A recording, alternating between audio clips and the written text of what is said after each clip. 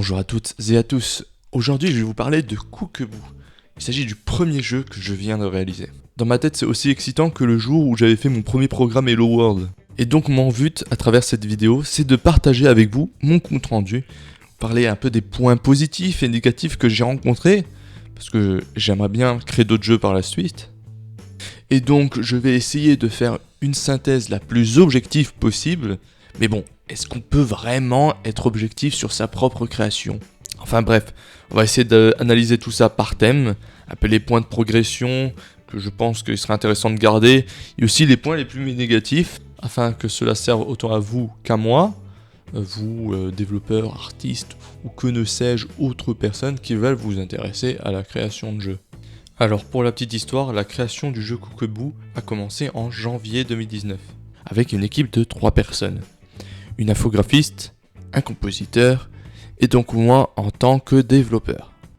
Et vers mi-mai 2019, avant les tests finaux, j'ai constaté qu'il y avait un mauvais fonctionnement du jeu, le code était mal structuré. Alors on a décidé de revoir entièrement le code et recommencer le développement en revoyant certains objectifs. Finalement, le développement s'est terminé en juin de la même année pour un total de 6 mois entre la conception, le développement et les tests. Alors, déjà, Cookaboo, c'est quoi ? C'est un jeu développé sous Unity qui est basé sur le principe du célèbre jeu de société Double. Donc, c'est un jeu genré réflexe dans lequel on doit associer des ingrédients afin de réaliser une recette précise à la demande des clients durant un temps imparti. Plus vous arrivez à servir de clients dans ce temps limité, plus vous faites monter le combo et plus vous gagnez d'argent.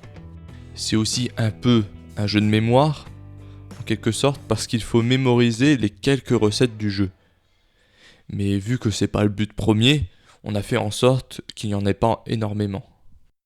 Et enfin, Cookaboo avait pour but d'être un concept sympa pour tester nos compétences avant de continuer dans un projet plus ambitieux. Le développement a été pas mal ralenti par mon inexpérience d'Unity, j'avais du mal encore à cerner sa philosophie et à trouver mon organisation. Il a fallu réussir à trouver l'équilibre entre l'organisation très modulaire d'Unity, basée sur les composants, et la façon dont j'ai toujours programmé avec d'autres environnements. Ça n'a pas été facile et pour tout vous dire, ça m'a pris des mois et des mois pour trouver l'approche qui me convenait, parce que même repensé et terminé, avec la version finale de Cookaboo, je n'ai pas encore atteint ce que je voulais en termes d'architecture. Mais globalement, j'en suis arrivé à être satisfait pour un premier jeu en tout cas. Alors maintenant, je vais vous parler du premier thème, il s'agit de la phase de conception.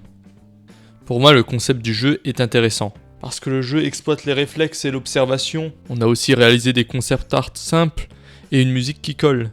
Et en plus, avec la thématique de la cuisine, ça collait parfaitement. Donc on pouvait vraiment faire quelque chose de sympa. Comme je me suis dit que c'était un premier projet plutôt orienté expérimental, j'ai sous-estimé l'importance de mettre en place dès le départ un solide cahier des charges. Donc je me repens de mes fautes, c'était une très mauvaise décision. Et ça n'a pas du tout aidé à la transmission des idées pour mes collaborateurs. Ce qui nous amène au point suivant, la communication. Alors tout d'abord, je tiens à préciser qu'on a une bonne cohésion d'équipe. Et je pense que même s'il y a eu des problèmes à traiter et que le vent a soufflé fort, on a su garder le cap et sortir le jeu, même si parfois on était proche du naufrage et qu'il a fallu jeter l'ancre. J'ai peut-être un peu trop tiré sur la métaphore. Non mais l'idée qu'on se fait du jeu fini est très différente d'une personne à l'autre. Et c'est vraiment difficile de se coordonner. On pense être clair la plupart du temps, mais à de très nombreuses fois, on ne se comprend pas. Et le problème, c'est que souvent, on s'en rend compte beaucoup trop tard. Du coup, il faut revenir en arrière pour corriger les erreurs de compréhension. Aussi, une autre source de découragement qui peut arriver, c'est que l'idée que tu te fais du jeu au départ peut ne pas du tout ressembler au résultat final que tu auras sous les yeux. Mais ça ne signifie pas forcément que le jeu est mauvais. Au contraire, c'est l'union de toutes ces idées qui va créer un jeu encore meilleur. Pour le point suivant, on va parler de la planification. Les tâches, elles aussi, n'ont pas été planifiées comme elles auraient dû l'être. C'est pas vraiment facile de dire longtemps à l'avance les tâches que l'on veut faire. Mais j'aurais dû créer une user story, entre parenthèses un récit utilisateur, qui permet de décrire en une phrase le contenu d'une fonctionnalité à développer. En se posant 3 questions, qui, quoi, pourquoi. et semaine après semaine détailler cette user story en tâches. Alors un autre point qui semble évident, c'est le manque d'expérience dans Unity. Alors il est clair que je ne maîtrisais pas assez Unity, j'avais pas assez d'expérience non plus en gestion de projet, donc du coup j'ai bien fait de partir sur un projet plus petit pour commencer, et maintenant que le jeu est abouti, je pense qu'on commence à être prêt pour le niveau supérieur. Donc voilà, maintenant que j'ai commenté un peu mon travail, j'aimerais vous faire part du coup de techniques de travail que je pense utiliser par la suite. J'avais fait pas mal de recherches avant de commencer à développer Cookaboo, et j'étais tombé sur plusieurs conférences qui parlaient des méthodes d'organisation et architecture sous Unity que j'ai trouvé pas mal. Mais quand je repense aux problèmes rencontrés et que j'ai revisionné dernièrement ces conférences, là pour le coup je comprends vraiment leur utilité. J'aime beaucoup cette conférence parce qu'elle décrit exactement les problèmes que j'ai rencontrés et qui m'ont pris la tête. La conférence Unit Austin de 2017, que je vous laisse dans la description, parle d'une utilisation que l'on peut faire des scriptable objects. Je pars du principe que vous connaissez c'est quoi un scriptable object. Un des objectifs de la conférence est de montrer comment constituer un contenu très modulable sans pour autant devenir un code spaghetti. Je vais prendre un problème courant qui a été évoqué lors de cette conférence. Imaginez que vous créez un jeu avec un grand nombre de scènes et que le joueur possède une barre de vie. En chargeant une nouvelle scène, vous allez devoir transmettre ces informations aux nouveaux objets présents sur la scène. Et je pense que tout le monde dira qu'on peut utiliser une classe singleton qui va garder en mémoire ces données, mais pour le coup, l'utilisation d'une classe singleton ici a de gros inconvénients.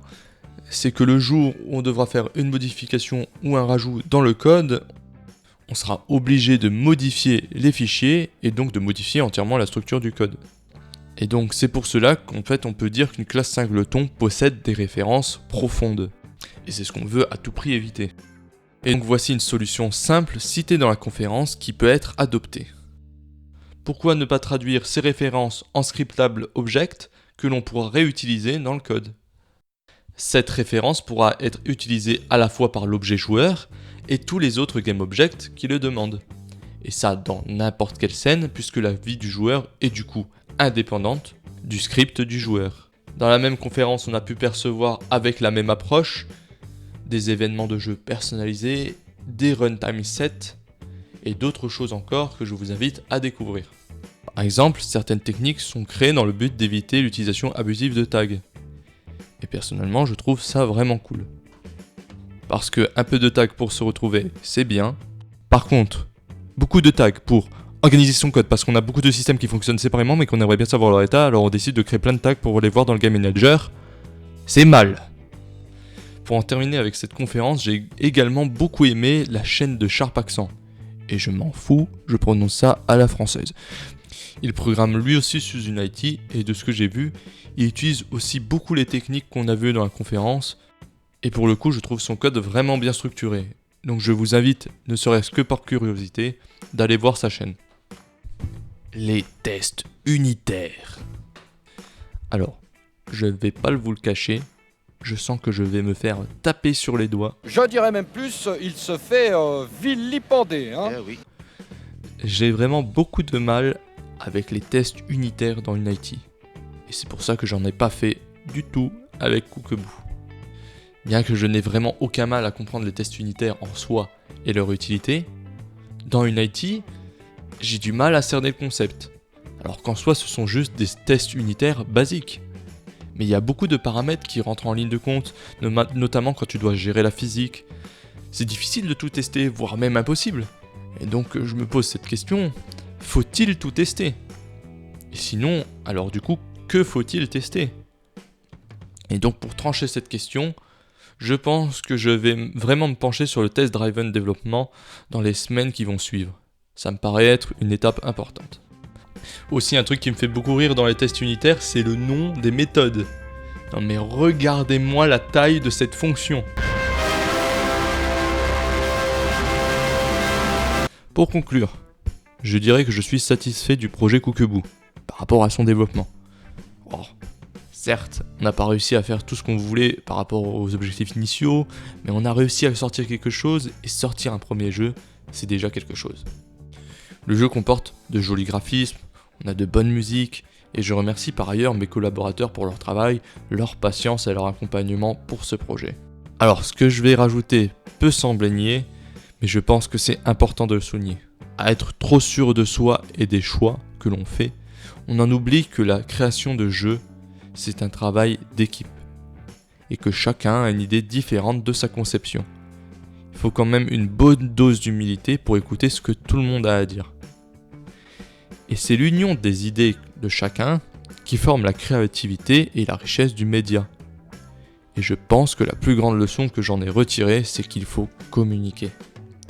Ça a l'air de rien dit comme ça, mais c'est vraiment loin d'être facile. Je dirais également que j'ai énormément appris sur l'architecture d'une IT, sur les différentes méthodes de gestion de projet et aussi sur beaucoup de techniques. Cookaboo aura vraiment servi à quelque chose si tout ce que je viens de dire sera utilisé dans mes prochains développements. La chute n'est pas un échec. L'échec, c'est de rester là où on est tombé. Ouais bon, c'était juste une petite citation pour faire classe. J'ai vraiment voulu faire cette vidéo pour partager avec vous mon expérience du développement de Cookaboo. Faire ressortir mes points à travailler pour le futur et les points positifs à faire évoluer. Pour la suite, si ça vous intéresse, j'ai commencé le prototypage d'un autre jeu à l'heure actuelle. Je publierai prochainement d'autres vidéos concernant des petits scripts que j'ai faits. J'espère que ces quelques mots vous ont été utiles autant à vous qu'à moi. Et je vous dis merci et à bientôt.